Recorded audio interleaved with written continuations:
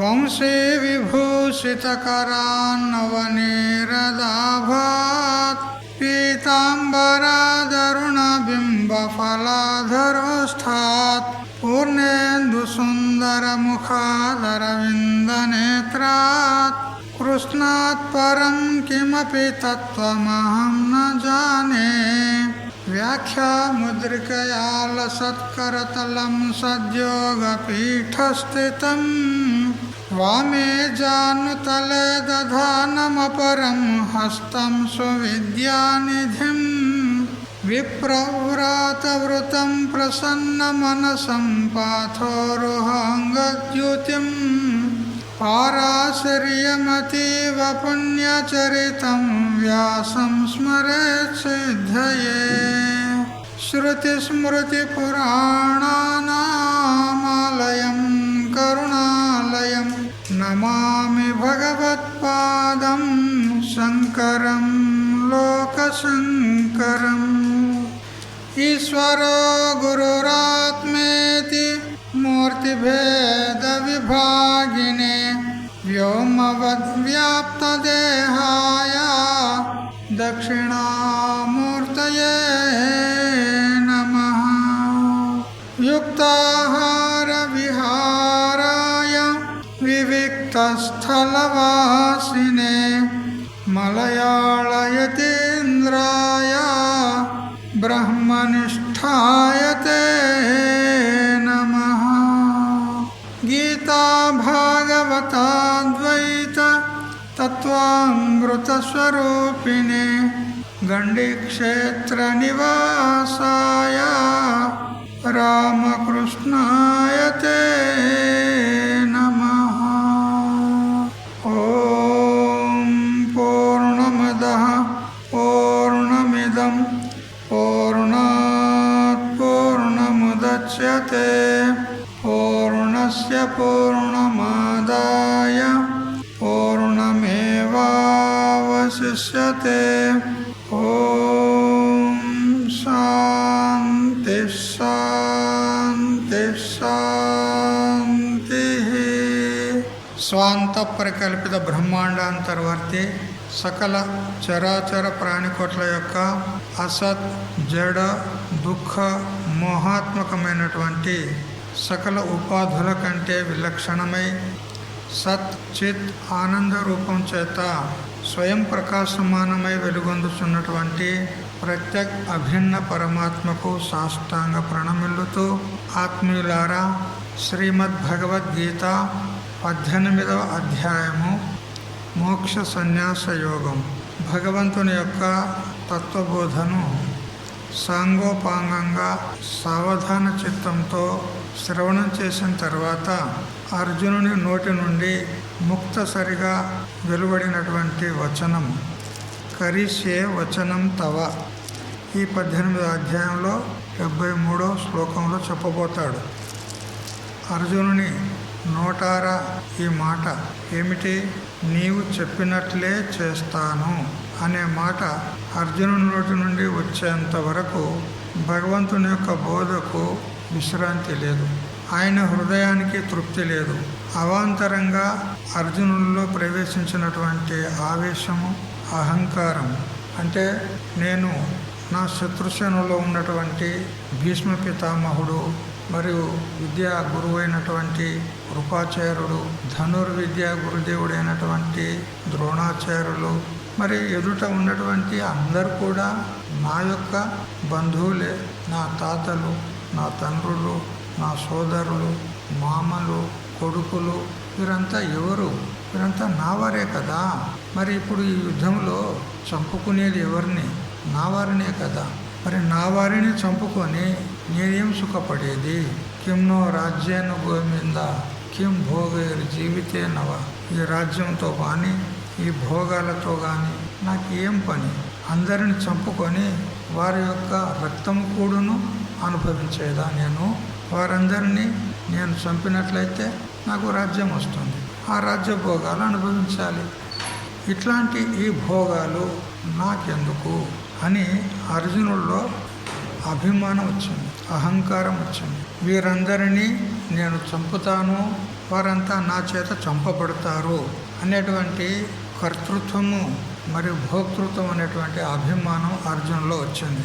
అయితే ఆ అహంకారము శూన్యమయ్యేంత వరకు భగవంతుడు అర్జునుడిని విడిచిపెట్టలేదు. చివరకు కరిష్యే వచనం తవ, మీరు ఎలా చెప్తే ఆ విధంగా చేస్తాను, సంపూర్ణంగా తన అహంకారాన్ని దించుకొని అహంకారాన్ని పూర్తిగా త్యాగం చేసి భగవంతునికి పూర్తిగా శరణాగతి అయినాడు. అంత దగ్గర భగవంతుని యొక్క బోధకు సమాప్తి లేదు, విశ్రాంతి లేదు. ఎందుకనంటే ఒకసారి గురువు శిష్యుణ్ణి చేతపట్టినట్లయితే, శిష్యునిగా స్వీకరించినట్లయితే వాని అజ్ఞానం నష్టమయ్యేంత వరకు శిష్యుణ్ణి వదిలేది లేదు. ఇది గురువు యొక్క కర్తవ్యం ఉంటుంది. కాబట్టి అర్జునుడు శిష్యస్తేహం సాధి మాం త్వాం ప్రపన్నం అని ఎప్పుడైతే 2వ అధ్యాయంలో 7వ శ్లోకంలో భగవంతునికి శరణాగతి పొందినాడో అప్పుడు భగవంతుడు అర్జునుడిని శిష్యుడిగా స్వీకరించాడు. మరి ఎప్పుడైతే శిష్యునిగా స్వీకరించాడో అప్పుడు అర్జునుని యొక్క మోహం, అహంకారం ఏదైతే ఉందో దాన్ని పూర్తిగా తొలగదీసేంత వరకు అతన్ని వదిలిపెట్టలేదు. అర్జునుడిని ధారావాహికంగా ప్రవాహ రూపంలో బోధ చేస్తూనే వచ్చాడు. చివరకు 18వ అధ్యాయంలో 73వ శ్లోకం దగ్గర కూడా బోధ చేస్తూనే వెళ్ళాడు. ఆ 73వ శ్లోకంలో అప్పుడు అర్జునుడు నష్టో మోహ స్మృతిర్లబ్ధ త్వత్ప్రసాదాన్ మయాచ్యుత స్థితోస్మి గత సందేహ కరిష్యే వచనం తవ, మీరు ఎలా చెప్తే అలా చేస్తాను అని అనేంత వరకు భగవంతుడు తన యొక్క బోధన ఆపలేదు. అది గురు శిష్యుల్లో ఉండేటువంటి సంబంధం. ఒకసారి శిష్యుణ్ణి స్వీకరించిన తర్వాత అతని అజ్ఞానం పోగొట్టేంత వరకు గురువు అతన్ని వదిలిపెట్టకూడదు. అదే ప్రకారంగా ఇక్కడ భగవంతుడు కూడా అర్జునునికి నష్టో మోహ, నా మోహం నష్టమైపోయింది, స్మృతి లబ్ధ అంటే నాకు జ్ఞానోదయం కలిగింది, నాకు ఏ విధమైనటువంటి సందేహము లేదు. ప్రమాణగత సందేహం కానీ, ప్రమేయగత సందేహం కానీ, విపరీత భావన కానీ ఏ విధమైనటువంటి సందేహం లేదు. నాకు నిస్సంశయమైనటువంటి దృఢ అపరోక్ష స్మృతి అంటే జ్ఞానం కలిగింది. ఆ జ్ఞానం చేత నా యొక్క అజ్ఞానము, తత్ కార్యమైనటువంటి అహంకార మమకారాలు, మోహము, శోకము అంతా కూడా నివృత్తమైంది. ఇప్పుడు మీరు ఎలా చెప్తే అలా చేస్తాను అని అర్జునుడు అన్నాడు. 11వ అధ్యాయంలో కూడా మోహోయం విగతో మమ్మ అన్నాడు. మరి అక్కడ మోహం నా మోహం పోయిందని చెప్పిన తర్వాత మళ్ళీ ఇక్కడ మోహం పోయింది అని చెప్పడానికి కారణం ఏమిటి? 11వ అధ్యాయంలోనే మోహోయం విగతో మమ్మ, నా యొక్క మోహము పోయిందన్నాడు. మరి పోయిందన్న తర్వాత మళ్ళీ ఇక్కడ నష్టో మోహ స్మృతి లబ్ధాన్ని మళ్ళీ మోహం నష్టమైందని మళ్ళీ అంటున్నాడే. అప్పుడే మోహం పోయిన తర్వాత మళ్ళీ ఇంకా మోహం ఎక్కడుంది, మళ్ళీ మోహం పోయింది అంటున్నాడు రెండోసారి అని ఈ విధంగా మనకు శంక కలిగే అవకాశం ఉంది.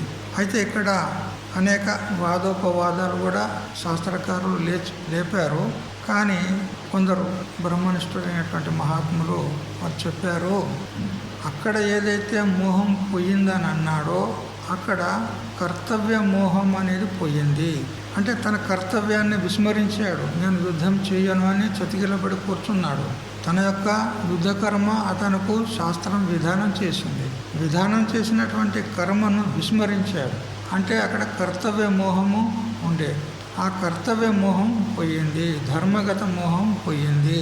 మరి ఇక్కడ స్వరూపగత మోహం పోయింది. తన స్వరూపాన్ని ఆచ్ఛాదించినటువంటి అజ్ఞాన రూప మోహం ఏదైతే ఉందో అది పోయింది అని చెప్తూ ఉన్నాడు. ఇంత దగ్గర అర్జునుల్లో అనేకమైనటువంటి సంశయాలు ఉండే. ఒక్కొక్కసారి ఒక్కొక్క సంశయాన్ని వెలిపిస్తూ ఉన్న కొద్దీ భగవంతుడు దానికి సమాధానం చెప్తూ వచ్చాడు. అవన్నీ కూడా నివారణ చేసేంత దగ్గర భగవంతుడు అతన్ని వదలలేడు అంటాడు. ఎందుకంటే ఏదైనా మనం యజ్ఞము వగైరా చేసినప్పుడు పూర్ణాహుతి కానిదే మనము ఆ కర్మను వదులుకోము కదా. అదేవిధంగా అర్జునునికి కూడా సకల సంశయాలు నివృత్తమై, విపరీత భావన నివృత్తమై, పరిపూర్ణ జ్ఞానం కలిగి మోహం నష్టమయ్యేంత వరకు భగవంతుడు వదలలేదు.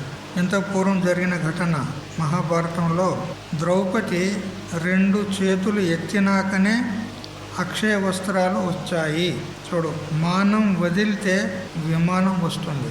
ఆ కౌరవ సభలో ద్రౌపది దేవిని ఆ దుశ్శాసనుడు వలువలు ఒలిచేటప్పుడు ఆమె భగవంతుని అనేక విధాలుగా ప్రార్థన చేసేది. చేసినా కూడా భగవంతుడు విలంబం చేశాడు, ఆలస్యం చేశాడు. ఎందుకు అంటే పూర్తిగా అభిమానాన్ని వదిలిపెట్టి 2 చేతులు ఎత్తి భగవంతునికి శరణాగతి అయినప్పుడే భగవంతుడు అక్షయమైనటువంటి వస్త్రాలను ఆ ద్రౌపది దేవికి ఇచ్చి కాపాడాడు. అంటే ఎంత దగ్గర ఒక చేయితోనే తాను ప్రయత్నం చేస్తుంది ఆ దుశ్శాసనం నుంచి రక్షించుకోవడానికి, ఒక చేయితోని కృష్ణ కృష్ణ అని ప్రార్థించింది. అంటే ఇంకా తన యొక్క స్వాభిమానం ఉందన్నమాట. ఆ అభిమానాన్ని కూడా వదిలిపెట్టి పూర్తిగా 2 చేతులు ఎత్తి భగవంతునికి శరణాగతి ఎప్పుడైతే అయిందో అప్పుడు భగవంతుడు ఆమెను రక్షించాడు.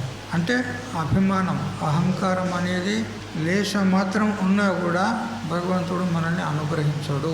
చూసారా, ఈ అహంకారము చాలా ప్రమాదకరమైనటువంటిది జీవులకు. ఏదో ఒక రకమైనటువంటి అహంకారం, కులము, ఉన్నత కులము, గొప్ప కులం అనేది అహంకారం, లేదా వర్ణము గొప్పదనే అహంకారం, లేదా నేను ధనవంతుడు అనే అహంకారము, నేను రూపవంతుడు అనేటువంటి అహంకారము, ఇంకా నాకు బంధువులు, బలగము, నాకు సైన్యము బాగా ఉన్నారనేటువంటి అహంకారము. ఎన్ని రకాల అహంకారం ఉంటుంది. ఏదో రకంగా వచ్చేస్తే అహంకారం చుట్టేసుకుంటుంది. కాబట్టి ఏ విధమైనటువంటి అహంకారం లేకుండా సంపూర్ణంగా భగవంతునికి శరణాగతి అయితేనే అహంకారాన్ని పూర్తిగా వదిలిపెట్టాలి.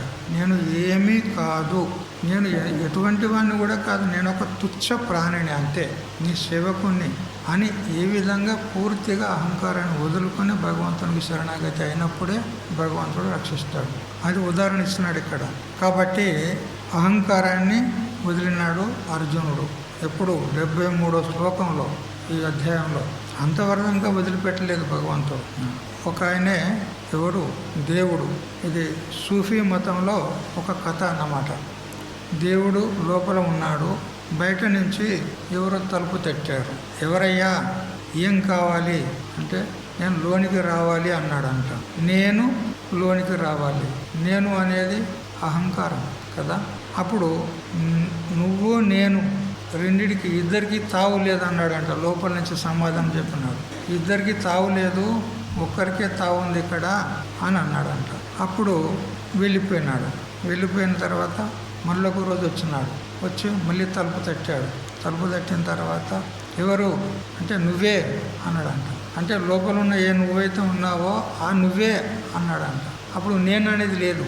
అప్పుడు తలుపు తీసుకున్నాడంట. అంటే నువ్వు నేను అనేటువంటి భేదం ఉన్నంత వరకు భగవంతుని ఆ స్థానంలో మనకు స్థానం ఉండదు. అతడు భగవంతుడు, నేను ఒకన్ని అనేటువంటి భేదభావం ఉన్నంత వరకు భగవంతుని కొలువులో మనకు స్థానం లేదు. ఎంతవరకు నీవు నేను అనేటువంటి భావన తొలగదో అంతవరకు భగవంతుడు మనల్ని చేపట్టాడు, అనుగ్రహించాడు. ఎప్పుడైతే త్వమేవాహం అహమేవ త్వం అని ఎప్పుడైతే తెలుసుకుంటాడో అప్పుడు భగవంతుల్లో చేరిపోతాం. ఇంకా రెండో వస్తువు లేదు అక్కడ.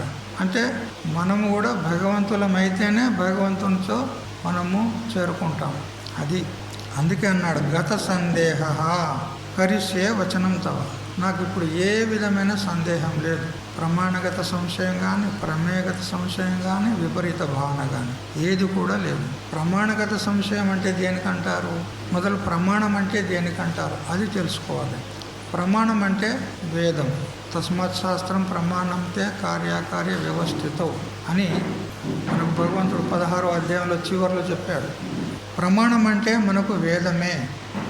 ప్రమాణగత సంశయం అంటే వేదంలో సంశయం మనకు. అంటే వేదము జీవులు మరియు బ్రహ్మము వేరుగా చెప్తుందా, ఒకటి అని చెప్తుందా అని ప్రమాణం పట్ల సంశయం. ఇక ప్రమేయం అంటే ప్రతిపాద్య విషయం, వేదం ద్వారా ప్రతిపాదించదలసినటువంటి విషయం ఏదైతే ఉందో అది. ఆ విషయం పట్ల సంశయం అంటే జీవుడు బ్రహ్మమేనా కాదా అనేటువంటి సంశయం. ఇది ప్రమాణగత ప్రమేయగత సంశయాలు రెండు. మరి విపరీత భావన అంటే నేను ఈ దేహాదికమే, నేను దేవుణ్ణి కాదు అని విపరీతంగా నిశ్చయం చేసుకున్నట విపరీత భావన. అయితే ఈ ప్రమాణగత సంశయము, ప్రమేయగత సంశయము, విపరీత భావన ఇవి ఏవి కూడా నాకు లేవు. గత సందేహ అంటాడు అక్కడ. సందేహం లేదు నాకిక అని చెప్పి, కరిష్యే వచనం తవ, నీ యొక్క వచనాన్ని నేను పాలిస్తాను, మీరు ఎలా చెప్తే అలా చేస్తాను అని అన్నాడు. గత సందేహం అంటే సందేహాలన్నీ కూడా తీరిపోయినాయి. అంటే దేహాత్మ తాదాత్మ్యం, స్థూల దేహంతో కానీ సూక్ష్మదేహంతో కానీ మరియు రెండింటికి కారణమైనటువంటి అజ్ఞానాన్ని కూడా అభిమానించి నేను అజ్ఞానిని అని కారణ శరీరాన్ని కూడా అభిమానిస్తున్నాడు. కాబట్టి ఈ స్థూల దేహంతో, సూక్ష్మదేహంతో, కారణదేహంతో ఏ విధమైనటువంటి సంబంధం నాకు లేదు. వాటన్నిటికీ నేను ద్రష్టనున్నాను, తెలుసుకునేవాడనున్నాను. స్థూల దేహం యొక్క స్థితిగతులు అన్నీ తెలుస్తున్నాయి. ఈ స్థూల దేహము 5 భూతాల యొక్క పంచీకరణమైన తర్వాత ఏర్పడినటువంటి 25 తత్వాల యొక్క సమూహం. ఆ 25 తత్వాల యొక్క సమూహాత్మకమైన స్థూల దేహానికి నేను ద్రష్టనున్నాను. ప్రతి తత్వం కూడా నాకు తెలియబడుతుంది. అది ఎప్పుడు కూడా నేను కాదు, దానికి నేను వేరుగా ఉన్నాను. ఏ విధంగా ఘటద్రష్ట ఘటాద్భిన్న సర్వథా నా ఘటోయత. ఘటాన్ని చూసేటువంటి వాడు, కుండను చూసేటువంటి వాడు కుండ కంటే వేరుగానే ఉంటాడు. కుండ ఎప్పుడు తాను కాదు. అట్లా ఈ దేహం కూడా ఒక కుండలాగా ఉంది. ఇది నా చేత తెలియబడుతుంది, దానికి నేను భిన్నంగా ఉన్నాను, అది నేను కాదు అని స్థూల దేహం నుండి తనను వేరుగా తెలుసుకున్నాడు. అట్లే సూక్ష్మ శరీరంలో 17 తత్వాలు ఉన్నాయి. పంచ జ్ఞానేంద్రియాలు, పంచ కర్మేంద్రియాలు, పంచ ప్రాణాలు, మనస్సు, బుద్ధి, మొత్తం 17 తత్వాలు. ఇవన్నీ కూడా నా చేత తెలియబడుతున్నాయి. నా మనసు తెలియబడుతుంది, నా బుద్ధి తెలియబడుతున్నది, కన్ను తెలియబడుతుంది, చెవి తెలియబడుతుంది, ముక్కు తెలియబడుతుంది, నాలుక తెలియబడుతుంది, చర్మము తెలియబడుతుంది, కాళ్ళు, చేతులు, కర్మేంద్రియాలు, జ్ఞానేంద్రియాలు అన్నీ కూడా ప్రతి ఒక్కటి నా చేత తెలియబడుతుంది. నేను దానికి ద్రష్టనున్నాను, నేను దానికి వేరుగా ఉన్నాను అని ఏ విధంగా సూక్ష్మ శరీరం నుంచి కూడా తనను వేరుగా తెలుసుకున్నాడు. అదేవిధంగా కారణ శరీరం అజ్ఞానం, ఆ అజ్ఞానం కూడా నాకు తెలియబడుతుంది. నాకు అజ్ఞానం ఉంది అని తెలుసుకునే అంటున్నావా, తెలియకనే అంటున్నావా? తెలుసుకునే కదా. మరి ఇప్పుడు ఆ తెలియబడే అజ్ఞానం కంటే నువ్వు వేరే ఉన్నావా, అజ్ఞానం అంటే నీవేనా? వేరుగా ఉన్నావు. కాబట్టి కారణ శరీరమైన అజ్ఞానం కంటే కూడా నేను వేరుగా ఉన్నాను. కాబట్టి ఈ 3 శరీరాలు నేను కాదు. మరియు ఈ 3 శరీరాల్లోనే 3 అవస్థలు ఉన్నాయి. ఈ స్థూల శరీరం యొక్క అవస్థ జాగ్రత్త అవస్థ, సూక్ష్మ శరీరం యొక్క అవస్థ స్వప్నావస్థ, కారణ శరీరం యొక్క అవస్థ సుషుప్తి అవస్థ. ఈ 3 అవస్థల్లో ఈ జీవుడు తిరుగుతూ ఉన్నాడు. ఇప్పుడు మనం వర్తమానం జాగ్రత్త అవస్థలో ఉన్నాం. ఈ జాగ్రత్త అవస్థలో 14 త్రిపుటుల చేత వ్యవహారం చేస్తూ ఉన్నాం. 10 ఇంద్రియాలు మరియు అంతఃకరణ చతుష్టయం, ఇవి 14 మొత్తం. మనస్సు, బుద్ధి, చిత్తము, అహంకారం, అంతఃకరణ చతుష్టయం అంటారు దీనికి. మరి జ్ఞానేంద్రియాలు 5, కర్మేంద్రియాలు 5. ఈ 14తోని వ్యవహారం చేస్తూ ఉన్నాం మనం జాగ్రత్తలో. అది ఏ వ్యవహారం చేయాలన్నా కానీ కర్మేంద్రియాలతోనైనా జ్ఞానేంద్రియాలతోనైనా వ్యవహారం చేయాలి. వాటికి అంతఃకరణం తోడుగా ఉంటేనే, అది కూడా అంతఃకరణం లేకపోతే వ్యవహారం జరగదు. కాబట్టి ఈ 14 ఇంద్రియాల చేత మనం వ్యవహారం చేస్తున్నాం. ఇది జాగ్రత్త అవస్థ. అదేవిధంగా స్వప్నావస్థలో మనస్సుతో వ్యవహారం చేస్తున్నాం. అక్కడ ఈ ఇంద్రియాలు లేవు. ఈ కన్ను, ఈ ముక్కు, ఈ చెవి, ఈ కాళ్ళు, ఈ చేతులు ఉన్నాయా? స్వప్నంలో లేవు. కానీ అక్కడ కూడా కాళ్ళు, చేతులు, ముక్కు, నోరు ఉన్నట్టుగా మనకు ప్రతీతి అవుతుంది. కానీ ఈ కళ్ళు అయితే మూసుకున్నాం, ఈ కళ్ళతో అక్కడ చూస్తలేము మనం స్వప్నంలో. కానీ అక్కడ ప్రత్యక్షంగా పట్టపగటిల్లి ప్రఖర ప్రకాశంలో సకల వస్తువులను చూస్తున్నట్టుగా, మన మిత్రులతో మాట్లాడుతున్నట్టుగా, సకల వ్యవహారాలు చేస్తున్నట్టుగా మనము చూస్తూ ఉన్నాము. మరి అక్కడ కళ్ళు ఎక్కడి, అక్కడ చెవులు ఎక్కడి, అక్కడ కాళ్ళు ఎక్కడి, చేతులు ఎక్కడి అంటే అలౌకికమైనటువంటి కాల్పనికమైనటువంటి ఇంద్రియాలు, కాల్పనికమైనటువంటి వ్యవహారము. ఈ ఇంద్రియాలు లేవు అక్కడ. ఈ కళ్ళు మూసుకున్నాం మనం. ఈ చెవులు కాదు, ఈ ముక్కు కాదు, ఈ నోరు కాదు. ఆడక అలౌకికమైనటువంటి ఇంద్రియాలు ఉత్పన్నమవుతాయి. కల్పితమైనటువంటి ఇంద్రియాలు, కల్పితమైన ప్రపంచం, కల్పితమైన వ్యవహారం, అదంతా కూడా సూక్ష్మ శరీరం ద్వారానే జరుగుతుంది, మనస్సు ద్వారానే జరుగుతుంది. మనస్సే కల్పించుకున్నది ఆ సృష్టి, ఆ స్వప్న సృష్టి. మనసే భయపడుతుంది, మనసే సుఖపడుతుంది, మనసే ఆనందపడుతుంది కదా. అంత మనోవ్యాపారం. ఆ స్వప్న ప్రపంచంలో. మరియు ఈ 2 అవస్థలను దాటేసి మనము గాఢ నిద్రలో వెళ్తాము. అది సుషుప్తి అవస్థ అంటారు. ఈ 3 అవస్థలు కూడా ఈ 3 శరీరాల్లో ఉన్నాయి. ఈ 3 అవస్థలకు కూడా నేను సాక్షిని ఉన్నాను. ప్రతి అవస్థను కూడా నేను సాక్షినై చూస్తూ ఉన్నాను, తెలుసుకుంటూ ఉన్నాను. అది నేను కాదు. సాక్ష్య పదార్థాల కంటే సాక్షి వేరుగా ఉంటాడు. ఇది నియమం ఉంది. ఆ సాక్ష్య పదార్థాలే సాక్షి కాదు, వేరుగా ఉండి అన్నిటినీ తెలుసుకుంటున్నాడు. ఆ తెలుసుకున్నవాడు, స్వప్నాన్ని చూసినవాడు లేచిన తర్వాత నేను అలానా స్వప్నం చూశాను చెప్తున్నాడు. మరి ఆ సాక్ష్య పదార్థాలే తానైతే మరి లేచి చెప్పేవాడేవాడు? ఆ స్వప్నాలు ఎప్పుడో లేచేసరికి పోయాయి. ఆ స్వప్న పదార్థాలన్నీ పోయాయి కదా. ఆ స్వప్నం ఉన్నా లేకున్నా దాన్ని తెలుసుకునేవాడు ఉన్నాడు. తాను ఉన్నాడు. తాను స్వప్నం కంటే వేరుగా ఉన్నాడు. ఉండి వాటిని తెలుసుకుంటున్నాడు. అందుకని స్వప్నపు అంటే నేను కాదు, జాగ్రత్త అంటే నేను కాదు, సుషుప్తి అంటే నేను కాదు. వాటికి సాక్షినున్నా. 3 అవస్థలకు సాక్షిను. జాగ్రత్త స్వప్న సుషుప్త్యాది ప్రపంచం యత్ ప్రకాశతే తద్బ్రహ్మాహమితి జ్ఞాత్వా సర్వబంధై ప్రముచ్యతే అని అంటూ కైవల్యోపనిషత్తు చెప్తోంది. జాగ్రత్త స్వప్న సుషుప్తి ఆది అన్నాడు. ఇంకా ఏ అవస్థలు ఉన్నాయో, ఇంకా మూర్ఛావస్థ వస్తుంది, ఒక్కోసారి అపస్మారం వస్తుంది, మరణావస్థ వస్తుంది, లేదా సమాధి అవస్థ. మహాత్ములైతే సమాధి అవస్థను శీలిస్తారు. ఏ అవస్థలు వస్తాయో అన్నిటికీ కూడా నేను సాక్షిని. ఆ సాక్షి అయిన నేనే బ్రహ్మము. తద్బ్రహ్మాహమితి జ్ఞాత్వా, ఆ బ్రహ్మమే ఈ సాక్షి. ఈ సాక్షి ఆ బ్రహ్మము. అతడే నేను, నేనే అతడు అని ఈ విధంగా జ్ఞాత్వా తెలుసుకొని సర్వబంధై ప్రముచ్యతే, సకల బంధముల నుండి ముక్తుడవుతాడు అని ఉపనిషత్ మాత చెప్తూ ఉంది. త్రిషు ధామసు యద్భోగ్యం భోక్తా భోగచ్చ యద్భవేత్ తేభ్యో విలక్షణ సాక్షి చిన్మాత్రోహం సదాశివ. త్రిషు ధామసు 3 స్థానాల్లో ఏ ఏ భోగాలు ఉన్నాయో వాటన్నిటికీ నేను సాక్ష్యం ఉన్నాను. భోక్త, భోగము, భోగ్యము అనే త్రిపుటి ఏదైతే ఉందో 3 అవస్థల్లో తేభ్యో విలక్షణ సాక్షి, వాటన్నిటికంటే నేను విలక్షణమై సాక్షి రూపుడనై ఉన్నాను. నేను భోక్తను కాదు, భోగ్యము కాదు, భోగము కాదు. వాటన్నిటికీ విలక్షణంగా సాక్షి రూపమై ఉన్నాను. ఎలా ఉన్నావు? చిన్మాత్ర అన్నాడు. కేవల చేతన రూపుడనే ఉన్నాను. చేతనం అంటే జ్ఞప్తి స్వరూపము, జ్ఞాన స్వరూపము, అన్నిటినీ తెలుసుకునేటువంటి తెలివి స్వరూపుడని నేను ఉన్నాను కదా. అన్నీ తెలిసేది ఎవరికి? జాగ్రత్త అవస్థ, స్వప్న అవస్థ, సుషుప్త అవస్థ, అందులో జరిగే సకల వ్యవహారాలు అన్నీ ఎవరికి తెలుస్తున్నాయి? ఎవరికి? నాకేనా? అంతేనా లేదా? ఎవరెవరు విచారం చేయండి. ఇవన్నీ ఎవరు తెలుసుకుంటున్నారు? నేను అంటున్నావా లేదా? మరి ఆ నేను అనేటువంటి ఏ నీవైతే ఉన్నావో ఆ అవస్థలంటే నీవా?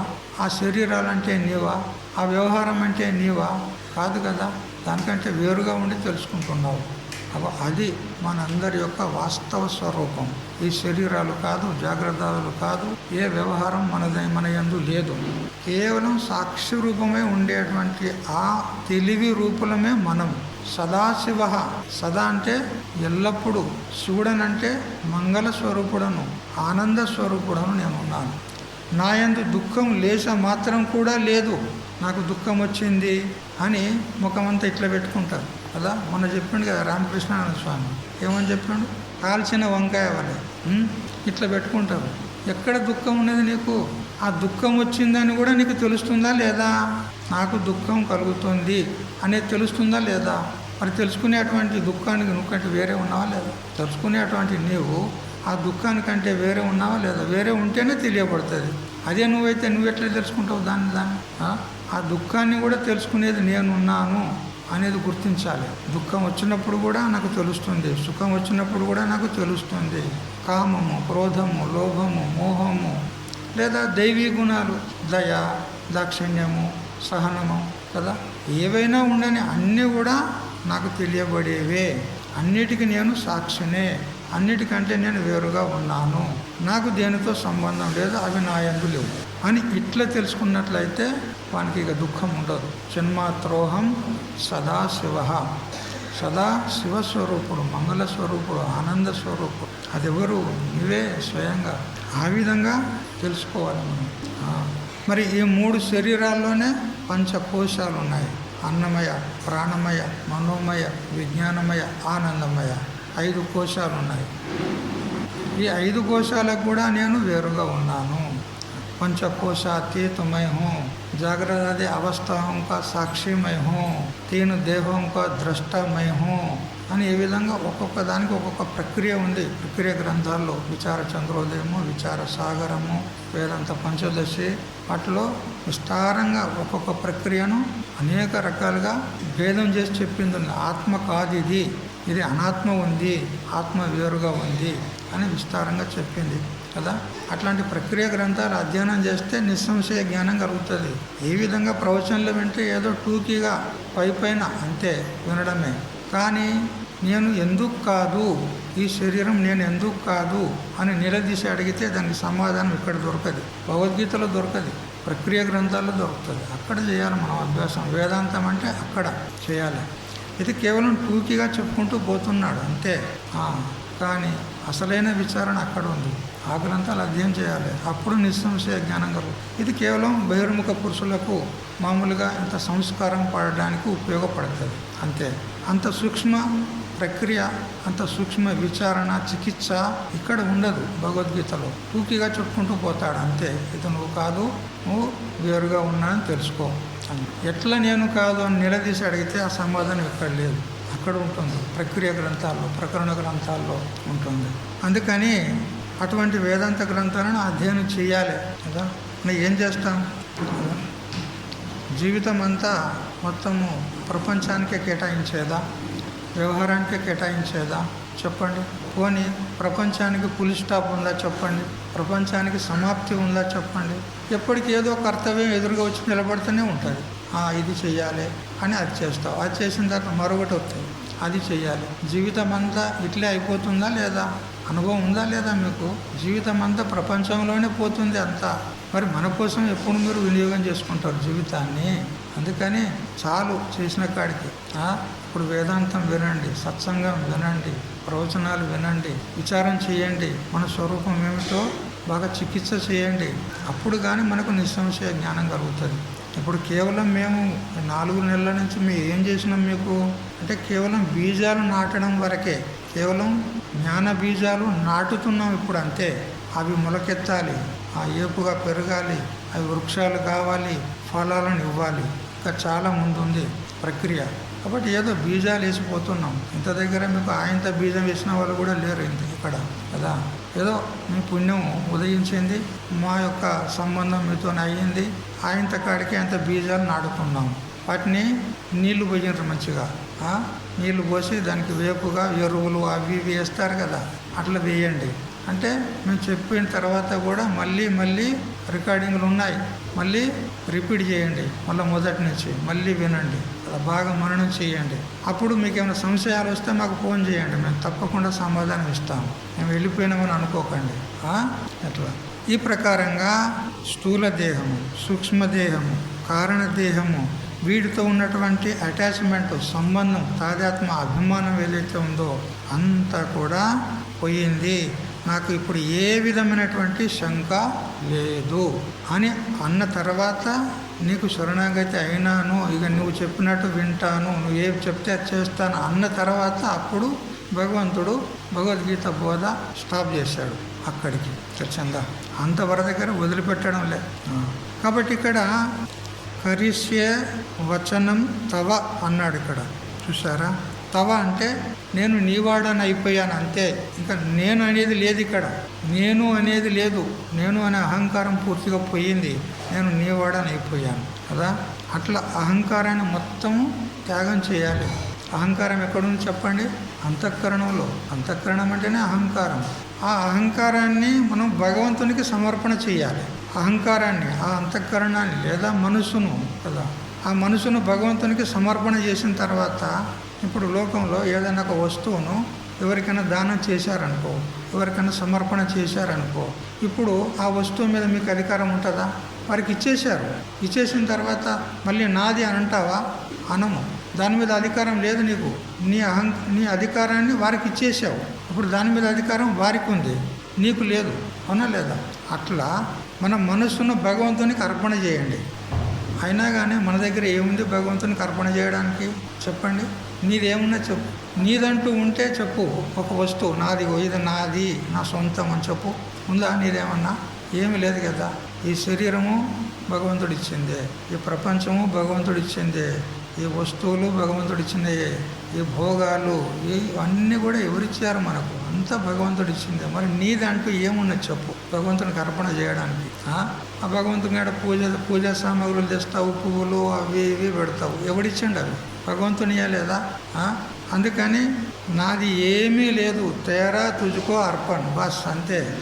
నీది నీకే సమర్పణం హే భగవంతా, నీది నీకే అర్పణ, నాదంటూ ఏమి లేదు అని మన మనస్సును భగవంతునికి అర్పణ చేయాలి.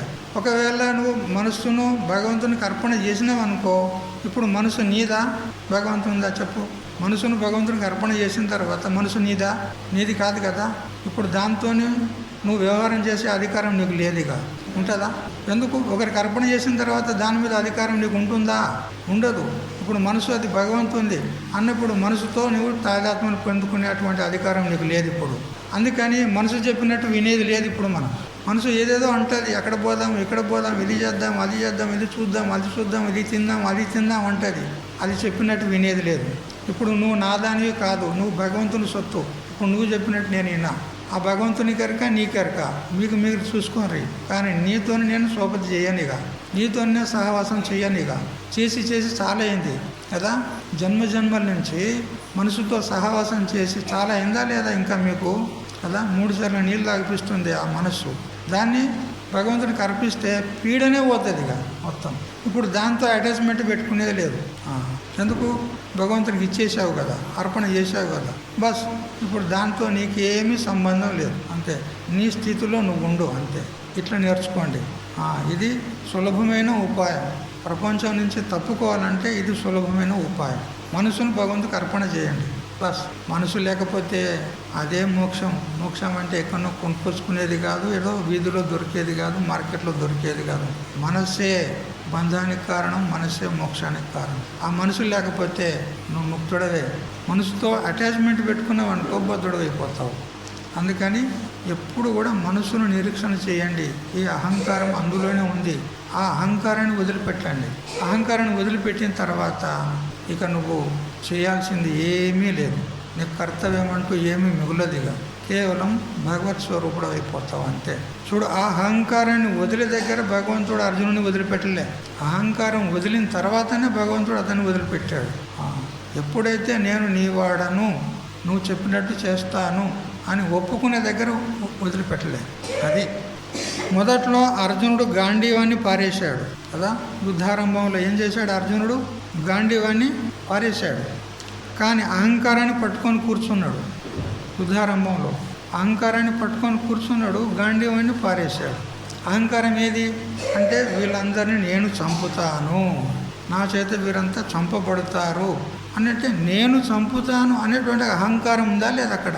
ఆ అహంకారాన్ని పట్టుకొని కూర్చున్నాడు, గాంధీవాన్ని పడేశాడు. కానీ చివరికి వచ్చేసరికి గాంధీవాన్ని పట్టుకుంటున్నాడు, అహంకారాన్ని వదిలేశాడు. ఉల్టా అయిపోయింది. ఇప్పుడు భగవంతుడు చెప్పినట్టు చేస్తా అంటే ఏమన్నట్టు? యుద్ధం చెయ్యన్నాడా లేదా?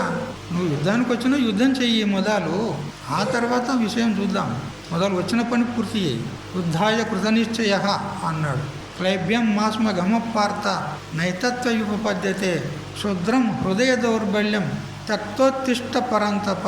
హే పరంతప, ఈ క్షుద్రమైనటువంటి హృదయ దౌర్బల్యాన్ని వదిలిపెట్టి ఉత్తిష్ట, లేచి నిలబడు, యుద్ధం చెయ్యి అన్నాడు. అందుకని ఇప్పుడు అర్జునుడు గాంధీవాన్ని చేతబట్టినాడు, అహంకారాన్ని వదిలిపెట్టినాడు. నిజానికి వదలాల్సింది గాంధీవం కాదు, అహంకారాన్ని వదలాలి. కేవలం అర్జునుడికి చెప్పడంలే. ఇక్కడ ఎవరికి చెప్తున్నాడు? ఎవరికి? అర్జునునికా మనకేనా? అహంకారాన్ని వదిలిపెట్టాలి. చూడు, ఇది చాలా డేంజరు. అహంకారాన్ని వదిలిపెడితే మనసు కూడా ప్రఫుల్లితం అయిపోతుంది, ఆనందం అయిపోతుంది. ఇట్లా ఒక దూది పింజంలాగా అల్కగా అయిపోతుంది మొత్తం. అహంకారాన్ని పట్టుకుంటే మునిగిపోవాల్సిందే నీళ్ళల్లో, అంతే. అహంకారాన్ని వదిలిపెట్టు, బస్. ఇంకా ఏ విధమైన టెన్షన్ ఉండదు. అందుకని నిజానికి వదలాల్సింది అహంకారం కానీ గాంధీవం కాదు అంటాడు. గాంధీవం కాదు అంటే దాని తాత్పర్యం ఏంది అంటే మన వ్యావహారికమైనటువంటి నిత్య జీవితంలో అవసరమైనటువంటి వ్యవహారాలు, కర్మలు, పనులు ఏవైతే ఉన్నాయో వాటిని వదిలిపెట్టమని చెప్పలే భగవంతుడు. ఇక్కడ నీ వ్యవహారం నువ్వు చేసుకో, నిత్య జీవితానికి కావాల్సినటువంటి నువ్వు చేసుకుంటూ ఉండు, కానీ అహంకారాన్ని వదిలిపెట్టు అన్నాడు. అహంకారాన్ని వదిలిపెట్టి నీ నిత్య జీవితంలో ఏమేమి అవసరమో చేసుకో అన్నాడు. అది కూడా శాస్త్రోచితమైనటువంటి కర్మలు చెయ్యి, శాస్త్ర నిషిద్ధమైన కర్మలు కాదు. చూడు, బలిచక్రవర్తి తలకాయ ఇచ్చాడు. బలిచక్రవర్తి ఏమి ఇచ్చాడు భగవంతునికి? తలకాయ ఇచ్చాడు, అంతే కదా. తలకాయ అంటే అహంకారం. ఆ అహంకారాన్ని ఇచ్చాడు కాబట్టి అతడు హిరణ్య గర్భుడైనాడు. మళ్ళీ సృష్టి లోపల అతడు హిరణ్య గర్భుడైంది. అటువంటి ఉచ్చ పదవి ప్రాప్తమైంది అహంకారాన్ని వదిలితే. చూసారా, బలిదానము అంతగా ప్రసిద్ధి పొందింది ఎందుకు? తలకాయ ఇచ్చాడు కాబట్టి. తలకాయ ఇవ్వడం అంటే ఏమిటి అంటే అంత ఇచ్చినట్లే. శరీరంలో ప్రధానమైంది ఏది చెప్పండి? సర్వస్య గాత్రస్య శిర ప్రధానం సర్వేంద్రియాణం నయనం ప్రధానం కదా.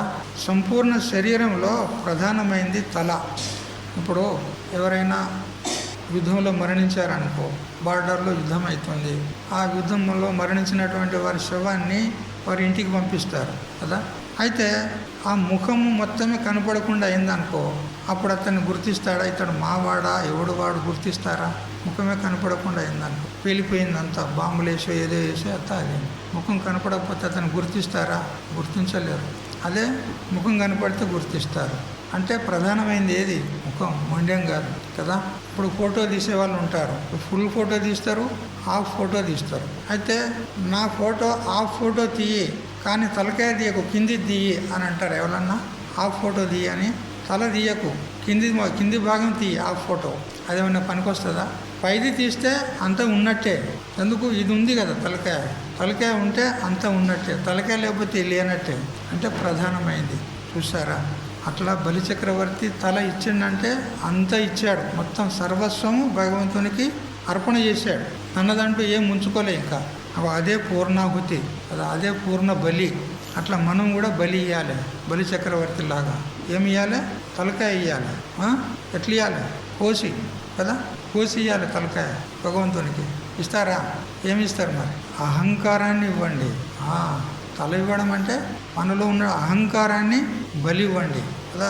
మామూలుగా శాస్త్రంలో బలి అనేది శాస్త్రంలో వర్ణన ఉన్నది, బలి ఇచ్చుట అనేది. అయితే బలి ఇచ్చుట అని అంటే ఈ లౌకికులు, ఈ తామసికులు ఏం అర్థం చేశారంటే కోళ్ళను, గొర్రెలను, మేకలను కొయ్యడమే బలి అని ఇట్లా అర్థం చేసుకున్నారు వాళ్ళు. కానీ వాస్తవంగా బలి అంటే అది కాదు. బలి అంటే అహంకారం, కామక్రోధాదులు, ఇవి బలి ఇవ్వాలి అని చెప్పింది శాస్త్రం. ఆ ప్రకారంగా బలిచక్రవర్తి ఇచ్చాడు, అహంకారాన్ని బలి ఇచ్చాడు భగవంతునికి. అది పూర్ణ అర్పణ అయిపోయింది. తలకాయ అంటే అహంకారం. అహంకారం ఒకటి ఉంటే సంసారం అంతా ఉన్నట్టే. ఒక్క అహంకారం అంటే సంసారం మొత్తం ఉన్నట్టే. అహంకారాన్ని త్యాగం చేస్తే ఏమీ లేదు మన దగ్గర. ఇక అంతా భగవంతునికి అర్పణ చేసింది బస్. అట్లా అది పోతే అంతా పోయినట్లే. ఖుద్ మిటేతో ఖుదా మిలేగా. హిందీలో ఒక సామెత, ఖుద్ మిటేగాతో ఖుదా మిలేగా. మొదలు తాను నాశనం కావాలి. ఎవరు? అహంకారం. అహంకారం నాశనం అయితే పరమాత్మ సాక్షాత్కారం అవుతుంది. చూసారా, అహంకారం పోతే భగవంతుడు లభిస్తాడు. బలి అయి భగవంతుడైనాడు. చూడు, ఆ బలి ఏమైండు? బలిచక్రవర్తి భగవంతునికి బలి అయిపోయినాడు. బలి అయిపోయి అతడు ఏమైనాడు? భగవంతుడైపోయినాడు, విరాట్ అయిపోయినాడు, హిరణ్య గర్భుడైపోయినాడు. చూసారా, అహంకారం అనేటువంటి ఒంటి స్తంభం. దీని మీద ఒంటి స్తంభం మేడ అంటారు కదా. ఒకటే స్తంభం ఉంటుంది, దాని మీద మేడ విద్య ఉంటుంది. ఒకటే స్తంభం. ఈ అహంకారం అనేది ఒంటి స్తంభం మీద ఈ సంసారం అనేటువంటి మేడ ఉంది అంటాడు. ఆ స్తంభాన్ని పొడగొట్టినట్లయితే సంసారం కూలిపోతుంది. నీ సంసారం నాశనం గాను అంటారా లేదా? విన్నారా ఎప్పుడన్నా? నీ సంసారం నాశనం గాను అంటారు. తిట్టినట్ట ఇప్పుడు వాళ్ళు మనల్ని పొగిడినట్ట చెప్పండి. నీ సంసారం నాశనం గాను అంటారు. వాళ్ళు తిట్టినట్ట పొగిడినట్ట మనల్ని ఆశీర్వాదం ఇస్తుండ్రు వాళ్ళు మనకు. మీరు అనుకుంటారు అని తిడుతున్నారు చూడు అని అనుకుంటారు. అట్లా అనుకోకండి. సంసారం నాశనం కావాలంటే మనకు మోక్షం కావాలని వాళ్ళు కోరుతున్నారు. వాళ్ళు మన మేలే కోరుతున్నారు. వాళ్ళు కీడు కోరడం లే, అది తెలుసుకోండి. కాబట్టి ఈ అహంకారం అనేటువంటి ఈ ఒకే ఒక స్తంభం మీద సంసారం అనేటువంటి మేడ నిలబడి ఉంది. కాబట్టి ఈ అహంకారం అనేటువంటి స్తంభాన్ని పడగొట్టినట్లయితే సంసారం అనే మేడ పోతుంది. పరిచ్ఛిన్న భావమే అహంకారం. అహంకారం అంటే ఏంది? పరిచ్ఛిన్న భావన. నేను ఫలానా, నేను ఫలానా, నేను ఫలానా అనే ఒక నికృష్టమైనటువంటి సంకుచితమైనటువంటి భావనే అహంకారం. అది వదిలిపెడితే అంత వ్యాపక స్వరూపుడైనటువంటి బ్రహ్మరూపుడుగా మిగిలిపోతాడు, వ్యాపకుడైపోతాడు. పరిచ్ఛిన్న భావన వదిలిపెట్టు కదా. అహంకారం నుండి వేరు కావడమే ముక్తి. ఇప్పుడు ముక్తి అంటే ఏదో కాదు. మోక్షం అంటే ఏదో కాదు. అహంకారం నుంచి విడిపడడమే మోక్షం. బస్, చూసారా? అందుకని ఈ అహంకారమే ఇది పెద్ద పిశాచ్ అన్నమాట. పెద్ద మహాత్ములను బట్టి పీడిస్తుంది. మనబోటి వాళ్ళ సంగతి ఏంది కదా? మంచి మహాత్ములను బట్టి పీడిస్తుంది. మేము ఇంత పెద్ద మండలేశ్వరులో ఉన్నాము, మేము పెద్ద పీఠాధిపతులు ఉన్నాము, మేము ఇన్ని కోట్లకు అధిపతులు ఉన్నాము కదా. ఆశ్రమాలలో తక్కువ ఉన్నది అబ్బా ఆస్తి. ఈ గృహస్థుల దగ్గర లేదు, మహాత్ముల దగ్గర ఉన్నటువంటి ఆస్తి. అదంతా అభిమానించి ఏమంటాడు? అహంకరిస్తాడు. నేను ఇంత పెద్ద పీఠాధిపతిని, అట్లా ఇట్లా. అతని పేరు మొదలు వేయాలి పత్రిక లోపల. మొదలు వేస్తేనే వస్తాడు, మొదలు లేకపోతే నేనెందుకు వస్తా, నా పేరు మొదలు వేయాలి అంటాడు. ఏంటిది అది? అహంకారం. చూసారా? మంచి వాళ్ళని పెట్టి పీడిస్తుంది ఈ అహంకారం. అందుకని అది వదిలితే పీడనే పోతుంది. ఏ విధమైన అహంకారం ఉండొద్దు. నేను కేవలం ఏది కాదు, ఒక క్షుద్రమైనటువంటి ప్రాణిని, నీ సేవకులను అనేటువంటి భావన ఉండాలి. చూసారా? అటువంటి భావన మనకు దృష్టాంతంగా తెలుసుకోవాలంటే ఆంజనేయుని ద్వారా తెలుసుకోవాలి. ఆంజనేయుడు ఎలా ఉండేవాడు? నేను నీ సేవకుని. మరి సేవకుని అంటే అతనికి ఏం తెలియదన్నట్ట? మూర్ఖుడు కూడా కాదు, మహాజ్ఞాని ఉన్నాడు. రాముడు 5 వ్యాకరణాలు నేర్స్తే ఆంజనేయుడు 9 వ్యాకరణాలు నేర్చినోడు ఉన్నాడు. సామాన్యుడు కాదు.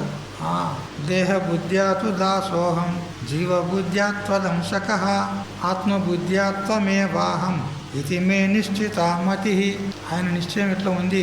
దేహ బుద్ధి చేత, దేహ దృష్టి చేత నీకు దాసుని నేను, నీ పాదాను దాసుని, నీ దాసులకు దాసుని అన్నాడు. జీవ దృష్టితో చూస్తే నీ యొక్క అంశమే నేను అన్నాడు. ఆత్మ దృష్టితో చూస్తే నువ్వే నేను, నేనే నువ్వు, నువ్వు నాకంటే వేరేలు అన్నాడు. చూసారా? అటువంటి నిశ్చయంలో ఉండి కూడా ఎంత నమ్రత కలిగి ఉంటాడు కదా, ఎంత వినయం చూడండి. నీ పాదాను దాసుని అంటాడు. అట్లా దృష్టాంతాల ద్వారా మనం నేర్చుకోవాలి కదా. దృష్టాంతాలు ఎందుకు ఇస్తారు మహాత్ములు అంటే మనం నేర్చుకోవాలి. దాని ద్వారా నీతిని నేర్చుకోవాలి. నేర్చుకొని అట్లే కంబరగట్టయి ఉండొద్దు, మారాలి. మారితేనే మనిషి కదా. సత్సంగం చేస్తున్నాం, చేసి మన లోపల మార్పు రావాలన్నా లేదా? 4 నెలలు అయితే విన్నారు కదా. మరి ఇప్పుడు మార్పు వచ్చిందంటారా లేదంటారా? వచ్చిందా? రావాలే. వస్తేనే మనుషులం. లేకపోతే మరి ఎందుకు ఈ కార్యక్రమాలు పెట్టుకొని ఈ సత్సంగాలు చేసి కదా, ఇంత ఆర్భాటం ఎందుకు? మారాలనే కదా. మారితేనే మన కళ్యాణం అవుతుంది. అజ్ఞానంలో ఉన్నాం ఇంత దగ్గర, ఏదో సరే తెలిసి తెలియక చెప్పేవారు లేకున్నా, మనకు తెలియకున్నా ఏదో రకంగా ఉండిపోయాను. కానీ ఇప్పుడు తెలుస్తుంది కదా, భగవద్గీత ద్వారా శ్రీకృష్ణ పరమాత్మ ఎన్ని విషయాలు చెప్పాడు చూడండి. వాటిని జీవితాంతం వల్లే వేసినా కానీ అవి ఒడవు. చూసారా? మన జీవితం యొక్క నైజాన్ని ముందు పెట్టాడు. చూడు, మీ నిజ స్వరూపం ఇది తెలుసుకోండి. కాబట్టి ఆ అభిమానాన్ని వదులుకోవడం అంటేనే అమానిత్వము. ఆ అమానిత్వం అంటే భగవత్ స్వరూపం. అమాని మనదో మాన్యో లోకస్వామి త్రిలోకద్రకు ఎక్కడొచ్చింది? విష్ణు సహస్రనామంలో అలా అమాని ఉన్నాడు. భగవంతుని యొక్క స్వరూపం అమానిత్వం. చూసారా? ఆ అమానిత్వాన్ని మనం పొందినమనుకో, అహంకారాన్ని వదిలేమనుకో, మనం కూడా భగవత్ స్వరూపం అయిపోతాం. అది అహంకారం ఎక్కడుంటుంది అని అంటే, నీవు నేను అనేటువంటి భేదభావం ఎంతవరకు ఉంటుందో అంతవరకు అహంకారం ఉంటుంది. ఎంతవరకు నీవు నేను అనేసరికి అహంకారం వచ్చిందా లేదా? సంస్కృతంలో నేను అనేదానికి అహం అంటారు. అహం అంటే నేను, అహంకారం అంటే నేను అనేటువంటి అభిమానం. అది వదిలిపెట్టాలంటాడు కదా. ఇక నీవే లేకపోతే నేనెక్కడికి? 2 ఉంటేనే కదా నువ్వు నేను అని చెప్పేది. మరి నీవే లేవు, నేను అనేది కూడా లేదు. రెండోవాడు నీవు అనే చెప్పడానికి ఒకడు ఉంటే నేను అని చెప్పడానికి ఆస్కారం ఉంటుంది. నీవే లేకపోతే నేను చెప్పడానికి ఆస్కారమే లేదు. నా చైకం తదన్య ద్వితీయం కుత స్యాత్. శంకరాచార్యులు సిద్ధాంత బిందులో అంటాడు. రెండవది లేకపోతే ఉన్నది ఒకటే. ఆ ఒక్కటి ఉన్నదని చెప్పడానికి ఆస్కారం లేదంటాడు. ఒక్కటి ఉన్నదని చెప్తావు, ఎక్కడ చెప్తావు, ఎవరికి చెప్తావు? ఉన్నది ఒకటే అయిన తర్వాత రెండో వస్తువే లేదు, రెండో వాడే లేకపోతే ఒక్కటి అని చెప్పడానికి కూడా ఆస్కారం లేదు. కాబట్టి భగవంతుడు నిరహంకారి అయినప్పుడు భక్తుడు కూడా నిరహంకారి కాక తప్పదు అంటాడు. భగవంతుడు ఎప్పుడైతే నిరహంకారి ఉన్నాడో మరి భక్తుడు కూడా ఏం కావాలి? నిరహంకారి కావాలనే పడుతుంది, అంతే. తస్మిత్ తజ్జనే భేద అభావాత్. నారద భక్తి సూత్రాల్లో నారద మహర్షి అంటాడు, తస్మిన్ తజ్జనే భేద అభావాత్. తస్మిన్ అంటే ఆ పరమాత్మ యందు, తజ్జనే అంటే తన భక్తుల యందు భేద అభావాత్, భేదం లేదంటాడు. భక్తునికి భగవంతునికి భేదం లేదు. భక్తుడే భగవంతుడు, భగవంతుడే భక్తుడు. ఎందుకు? స్వయంగా భగవంతుడే గీతలో చెప్పాడా లేదా? 4వ అధ్యాయంలో జ్ఞానేతు ఆత్మైవ మే మతం అన్నాడు. జ్ఞాని అంటే ఎవరో కాదు, నా యొక్క ఆత్మ, నా స్వరూపం అన్నాడు. జ్ఞాని నాకంటే వేరు కాదు, జ్ఞాని అంటే నేనే అన్నాడు. ఉందా అక్కడ భేదము? లేదు. అయితే భక్తులు ఉన్నారు, కానీ జ్ఞాని భక్తుడు కావాలి. కేవలం భక్తుడైతే లాభం లేదు. భక్తుడు అంటే ఆ భక్తి ఉన్నంతసేపు భగవంతుడు వేరే ఉన్నాడు, అతడు నాకు పూజ్యుడు, నాకు ఆరాధ్యుడు, నాకు ఉపాస్యుడు, నేను అతని సేవకుణ్ణి, నేను ఉపాసకుణ్ణి అనేటువంటి భేదం ఉంటుంది. కానీ అటువంటి భక్తి కాదు. ఎటువంటి భక్తి ఉండాలి? అనన్య భక్తి ఉండాలి. అందుకే భగవంతుడు ప్రతి చోట అనన్య అనే శబ్దం వాడతాడు భగవద్గీతలో. అనన్యాశ్చింతయంతో మాం అనన్య చేత సతతం వ్యోమాం స్మరతి నిత్యశః అంటూ అనన్య శబ్దం వాడతాడు ఇక్కడ. అనన్యం అంటే ఏమిటి? నాకంటే వేరుగా భావించకూడదు, నేనే తాను, తానే నేను అని ఈ భావన చెయ్యి అంటాడు. అది తెలుసుకోక అనన్య భక్తి అంటే ఏదో భక్తి చెయ్యి, ఆ కృష్ణుని భక్తి చెయ్యి, రాముని భక్తి చెయ్యి అంటారు. తాత్పర్యం తెలియదు. అనన్య శబ్దానికి ఏమిటి? నా అన్య అనన్య, అన్యము కానిది అనన్యము అంటే రెండవది లేదు అక్కడ, అది అనన్యం. అది చెప్పరు. భగవంతుని భజించు, నామస్మరణ చేయండి, అంతటితో సరిపోదు. అనన్యముగా అంటే అతడు నేను వేరు కాదు, అతడే నేను, నేనే అతడు అని ఈ విధంగా ఎప్పుడైతే నువ్వు నిశ్చయం చేసుకుంటావో అప్పుడే నిజమైనటువంటి భక్తుడివి. అందుకే అన్నాడు తస్మిన్ తజ్జనే భేద అభావాత్. భక్తునికి భగవంతునికి భేదం అనేది ఉండదు అని నారద భక్తి సూత్రాల్లో చెప్పబడింది. చూసారా? ఒకడు నిరహంకారి, మరొకడు అహంకారి అయితే పొత్తు కుదరది. అంతేనా లేదా? ఒకడేమో నిరహంకారి భగవంతుడు, భక్తుడేమో అహంకారి అయితే భక్తునికి భగవంతునికి పొత్తు ఎలా కుదురుతుంది? ఎందుకనంటే ఇద్దరికి స్నేహం కుదరాలంటే ఇద్దరి స్వభావాలు ఒకే తీరుగా ఉండాలి. సమాన వ్యసనశీలో సఖ్య. అతని యొక్క వ్యసనాలు అంటే అతని సంస్కారాలు, అతని అలవాట్లు, ఇతని యొక్క సంస్కారాలు, ఇతని అలవాట్లు అన్నీ ఒకే తీరుగా ఉంటే ఇద్దరు స్నేహితులు అవుతారు. భిన్న స్వభావాలు కలిగిన వారిలో స్నేహం కుదురుతుందా? కుదరదు. దున్నపోతుకు మరియు ఎద్దుకు సోపతి కుదురుతుందా? కుదరదు. అది బురదలు గుంజుతుంది, ఇది గట్టు మీద గుంజుతుంది, కుదరదు. సమాన వ్యసనం ఉండాలి. అందుకే సఖ్య అన్నాడు. సమాన వ్యసనశీలో సఖ్య. ఇద్దరి స్వభావాలు ఒక తీరుగా ఉండాలి. మరి ఎప్పుడైతే భగవంతుడు నిరహంకారో, నిరభిమానో, అమాని, మరి మనం ఎలా ఉండాలి? మనం కూడా నిరహంకారంగా ఉండాలి. అహంకారాన్ని వదిలిపెట్టాలి. అహంకారాన్ని వదిలిపెడితే బస్ ముక్తే. అహంకార సోడావా ముక్తి రోకడా అని తుకారాం మహారాజ్ అంటాడు. అహంకారాన్ని వదిలిపెట్టు, ముక్తి నెట్ క్యాష్ అంటాడు.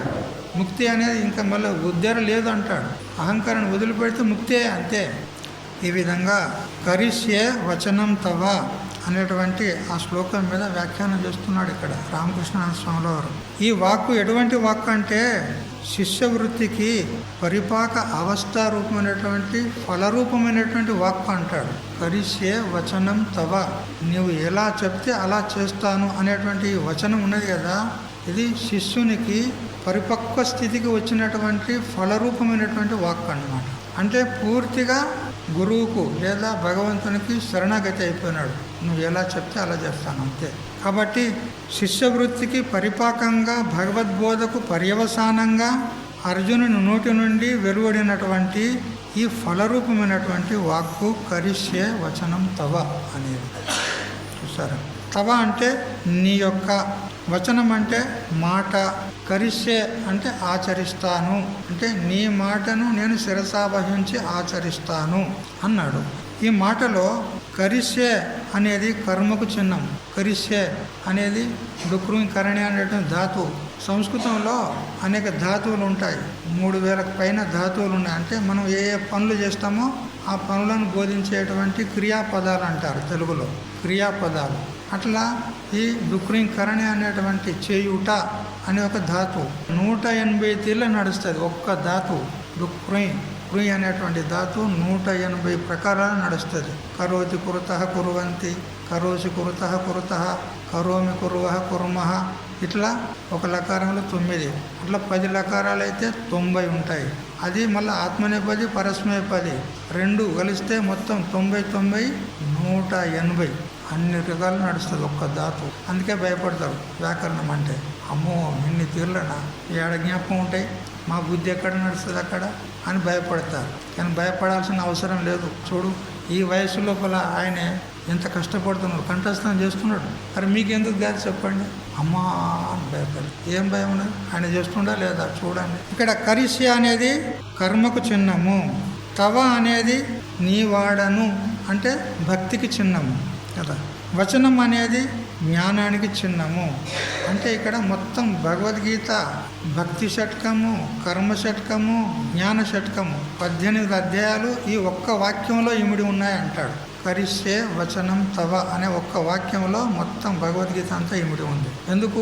భగవద్గీత అంతా చదివి చివరికి ఇక్కడికే రావాలి కదా. అంతే కదా, నువ్వు ఎలా చెప్తే అలా చేస్తాను, అక్కడికే రావాలి. భగవద్గీత సారం అంతా అంతే. తెలిసిందా? అంటే ఏమి? అహంకారాన్ని వదిలిపెట్టి మనం భగవంతునికి సంపూర్ణంగా శరణాగతి కావాలి. చూసారా, అర్జునుని ఈ మాట తన యొక్క పేరుకు తగినట్టు ఉంది అంటాడు.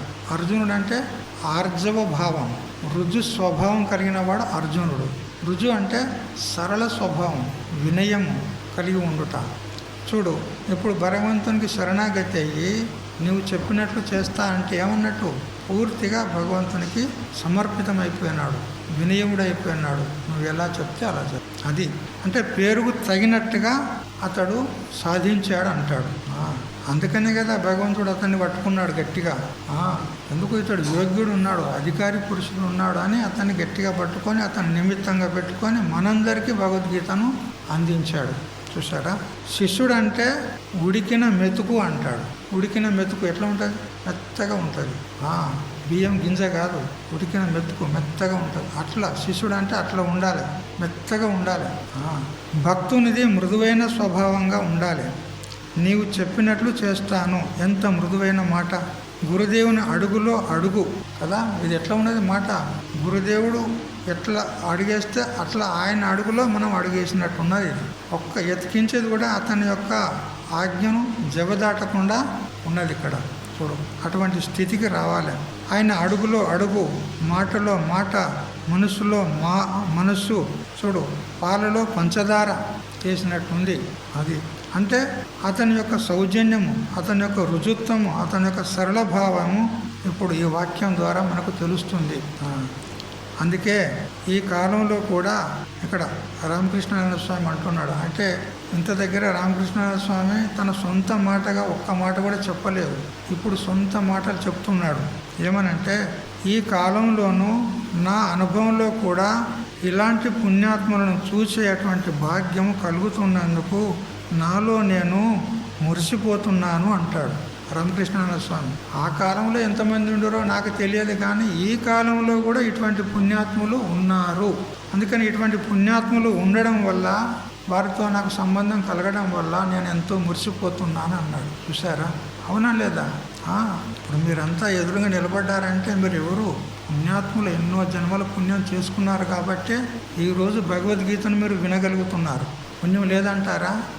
లారీల కొద్ది పుణ్యం సంపాదించుకున్నారు కాబట్టి ఇవాళ మీరు భగవద్గీతను వినగలుగుతున్నారు. అది చెప్పినాడు ఇక్కడ రామకృష్ణ స్వామి. ఆధ్యాత్మ రామాయణంలో ఆంజనేయుల వారు తన ప్రభువైన రామచంద్రునితో అంటాడు, దేహ బుద్ధ్యాతు దాసోహం జీవబుద్ధ్యాత్వదంశక ఆత్మబుద్ధ్యాత్వమేవాహం ఇది మే నిశ్చితమతి.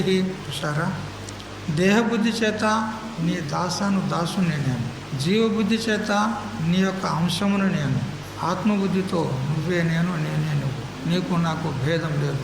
రాముడే ఆంజనేయుడు, ఆంజనేయుడే రాముడు, వేరు లేరు. అంత నిశ్చయంలో ఉండి కూడా ఎంత వినయం చూడండి అతనికి. నీ దాసాను దాసుని అంటాడు. చూసారా? అటువంటి వినయము, నిరహంకారము మనం సాధించాలి. చూసారా? ఇక ఈ గ్రంథము ముగిసేటందుకు వచ్చింది. మరి ఇక 18వ అధ్యాయంలో ప్రారంభించుకుందాం, ప్రవేశం అవుదాం. ఇంకా కూడా కొంచెము ఉపోద్ఘాత రూపంలో చెప్తూ ఉన్నాడు. ఈ అధ్యాయం పేరు మోక్ష సన్యాస యోగము అని మనం చెప్పుకుంటూ వచ్చాం. గీతలో చివరి ఘట్టం ఇది కదా. నదీ ప్రవాహానికి గమ్యంలాగా, నదీ ప్రవాహానికి గమ్యమే ఉంది సముద్రం కదా. సముద్రాన్ని చేరుతూ అది విశాలమైపోతుంది నది. ఇంతవరకు దగ్గర కిక్కిరిసినటువంటి ఆ 2 తటముల మధ్యన అది ప్రవహించుకుంటూ వచ్చినటువంటి ఆ నది ఎప్పుడైతే సముద్రంలో కలుస్తుందో అది విశాల భావాన్ని పొందుతుంది. అట్లా మనము గీతా ప్రవాహాన్ని వినుకుంటూ వస్తూ ఉన్నాం. ఇప్పుడు భగవంతునిలో ఐక్యమైపోయి ఆ భగవంతుడు ఏ విధంగా వ్యాపక స్వరూపుడో మనం కూడా అటువంటి విశాల భావాన్ని మనం పొందబోయేది ఉంది. అందుకని చివరి ఘట్టానికి మనం వచ్చాము. గీతాబోధ ముగిసే సమయంలో చివరి అధ్యాయము ఇది ఒక పెద్ద అధ్యాయం కదా. ఈ అధ్యాయంలోని మహద్బోధను వినేందుకు ఉద్యుక్తులైన మీకందరికీ నా ధన్యవాదాలు అంటున్నాడు రామకృష్ణానంద స్వామి వారు. మీరందరూ చక్కగా శ్రద్ధతో, భక్తితో, ఏకాగ్రతతో మీరందరూ వింటున్నందుకు ధన్యవాదాలు అంటున్నాడు. ఎవరికి చెప్పాలి ధన్యవాదాలు? ఎవరికి చెప్పాలి? శ్రోతలు వక్తకు చెప్పాలి, అంతే కదా. శ్రోతలు వక్తకు ధన్యవాదాలు చెప్పాలి. కానీ ఇక్కడ రామకృష్ణ స్వామి మీకే ధన్యవాదాలు అంటున్నాడు. మేము కూడా మీకే ధన్యవాదాలు చెప్తున్నాం కదా. ఎందుకు చెప్పండి? మీకు మేము ధన్యవాదాలు చెప్పాల్సిన అవసరమే ఉన్నది. సహజంగా శ్రోతలు వక్తకు ధన్యవాదాలు అర్పించడం పరిపాటి. స్వయంగా ఆయన చెప్తున్నాడు. సహజంగా ఎట్లా ఉంటుంది పద్ధతి, పరిపాటి అంటే శ్రోతలే వక్తకు ధన్యవాదాలు చెప్పాలి. కానీ వక్త కూడా శ్రోతలకు ధన్యవాదాలను సమర్పించడం ధర్మమే అంటాడు. వక్త కూడా శ్రోతలకు ధన్యవాదాలు చెప్పడము ఇది ధర్మమే. ఎందుకు? శ్రద్ధతో వినే శ్రోతలు లభించడము వక్త యొక్క అదృష్టం అంటాడు. చూసారా? శ్రద్ధతో వినేటువంటి శ్రోతలు దొరకడము వక్త యొక్క అదృష్టం అండి, సామాన్యం కాదు. ఎవరు వింటారు చెప్పండి? ఇప్పుడు ఇంతమంది ఉన్నారు లోకంలో, ఎవరు వింటున్నారు చెప్పండి? వస్తున్నారా?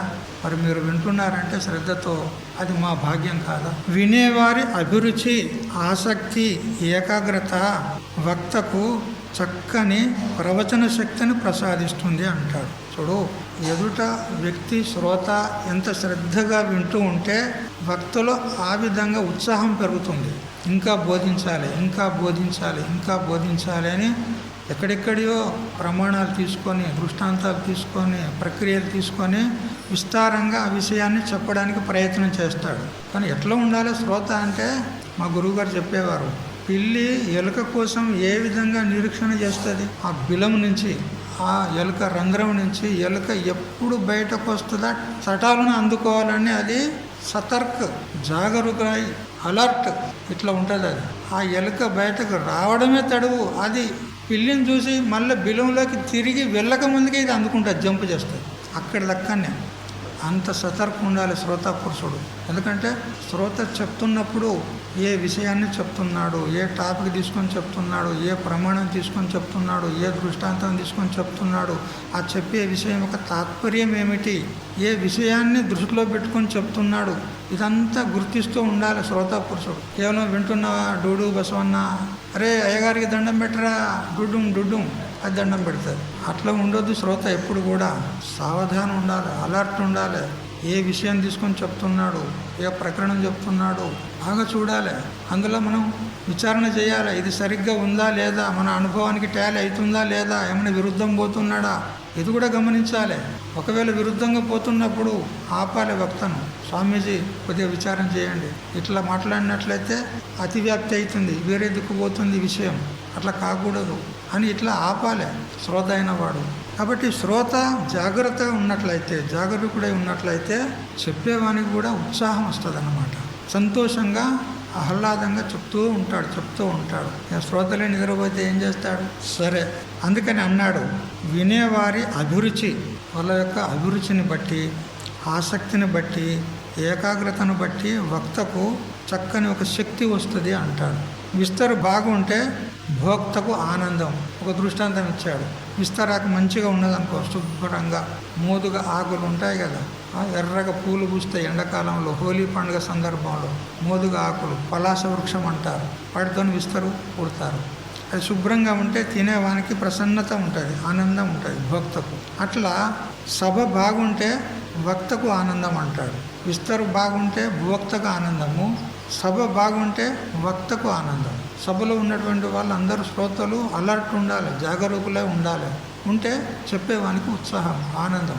అట్లా మీరంతా ఉన్నారు కాబట్టి ఇక్కడ ఈ 4 నెలలు నడిచింది, దగ్గరకు వచ్చినాం. అయితే ఇంత కాస్త ఈ కొన్ని దినాలు ఉన్నాయి, చక్కగా వినియోగం చేసుకోండి. మీ నిమిత్తంగా కదా నేను గీతను పఠించి మననం చేసుకునే సదవకాశం లభించింది అంటాడు. ఇక్కడ రామకృష్ణానంద స్వామి ఏమంటున్నాడు, మీరు ఉన్నారని మీ నిమిత్తంతోనే మేము భగవద్గీతను మరొకసారి ఆవృత్తి చేసుకునేటువంటి సదవకాశం మాకు లభించింది, మీ భాగ్యం చేత, మీ పుణ్యం చేత అని. అంతే కదా. ఇప్పుడు ఈ 3 భాగాలు ఉన్నాయి ఈ రామకృష్ణ స్వామి యొక్క భగవద్గీత. ఇవి ఒకవేళ ఈ నిమిత్తం రాకపోతే అలాగే ఉంటుండే, లైబ్రరీలో అట్లే పెట్టి ఉంచుంటుంది. చూద్దాంతి, చదువుతాంతి, ఇంకే ఎప్పుడైనా చదువుతాంతి అని అట్లే పెడుతుంటే అది ఎప్పుడు కాకపోతుండే కూడా. కానీ ఇప్పుడు మీ నిమిత్తంతోనే ఇప్పుడు చూడు, మొత్తం సంపూర్ణ భగవద్గీతను ఒకసారి అవలోకన చేసేటువంటి సద్భాగ్యం కలిగిందా లేదా? ఇప్పుడు లాభం మీకు ఎక్కువ ఉందా, మాకు ఎక్కువ ఉందా? మాకే ఎక్కువ ఉంది. మీకు ఎంత తెలిసిందో ఏమో, మీరు ఎంత పట్టుకున్నారో, ఎంత వదిలిపెట్టారో అది మీకెరక. కానీ ఎక్కువ లాభం మాకే కలిగింది. మీరు నిమిత్తంగా లేకపోతే మేము ఇప్పుడు ఈ విధంగా చింతన చేయలేకపోతుంటాం. లాభం మాకే ఎక్కువ ఉంది మీకంటే. శ్రోతలైన మీరు పొందిన లాభం కంటే వక్తనైన నేను పొందిన లాభమే గొప్పది అంటాడు. అందుకు గాను మీకు కృతజ్ఞతాపూర్వకంగా ధన్యవాదాలు చెప్తున్నా. ధన్యవాదాలు ఎందుకు చెప్తున్నా మీకు అంటే, మీరు పొందిన లాభం కంటే నేను పొందిన లాభమే ఎక్కువ ఉంది. ఎందుకంటే మీ నిమిత్తంతోనే భగవద్గీతను అవలోకనం చేసేటువంటి భాగ్యం నాకు కలిగింది, అందుకని మీకు ధన్యవాదాలు అని అంటున్నాడు. మీరు అక్షరాల గీతా భక్తులయ్యి అర్జునుడిలాగా జీవన్ముక్తి సుఖాన్ని పొందాలని నా యొక్క అభిలాష, నా యొక్క ఆకాంక్ష అంటాడు. అంతే కదా. శ్రోతా పురుషులు తెలుసుకుని ధన్యులైతేనే కదా భక్త యొక్క ఆ శ్రమకు ఫలితం. వ్యవసాయదారునికి ఎప్పుడు ఆనందం కలుగుతుంది చెప్పండి? తాను వేసిన పంట ఏపుగా పండి ఇంటికి వచ్చినప్పుడే ఆనందం కదా. అట్లా మరి మీరు కూడా ఇప్పుడు భగవద్గీత విన్నారు, మరి విని మీరు కూడా ఆ మోక్షాన్ని పొంది ఆ పరమ ఆనందాన్ని పొందినట్లయితే మేము బోధించినటువంటి బోధకు ఫలం దక్కింది అని మాకు తృప్తి. ఈ మోక్ష సన్యాస యోగాన్ని ఏకాధ్యాయి గీత అని కూడా అంటారు, లేదా సంక్షిప్త గీత అని కూడా అంటారు. ఈ అధ్యాయము గీతా సారమే కాదు, సమస్త వేద సారం కూడా. ఈ 18వ అధ్యాయము భగవద్గీత మొత్తం యొక్క సారమంతా నిచోడు సారం తీసి చెప్తాడు 18వ అధ్యాయంలో. కేవలం భగవద్గీత సారమే కాదు, 4 వేదాల యొక్క సారం అంటాడు ఇక్కడ. అంతటి ఉత్కృష్టమైనటువంటి విషయము ఇందులో మనం తెలుసుకోబోతున్నాము. కాబట్టి ఇటువంటి అద్భుతమైనటువంటి ఘట్టము, చివరి ఘట్టము. మరి దీన్ని అందరూ ఈ కొద్ది రోజులు మిగిలిపోయింది కాబట్టి సద్వినియోగం చేసుకోగలరని మనవి చేస్తూ ఈరోజు ఉపన్యాసాన్ని ఇంతటితో ఉపసంహారం చేస్తున్నాం. హరి ఓం తత్సత్. ఓం సహనావతు సహనౌ భునక్తు సహ వీర్యం కరవావహై తేజస్వినావధీతమస్తు మా విద్విషావహై. ఓం శాంతి శాంతి శాంతి.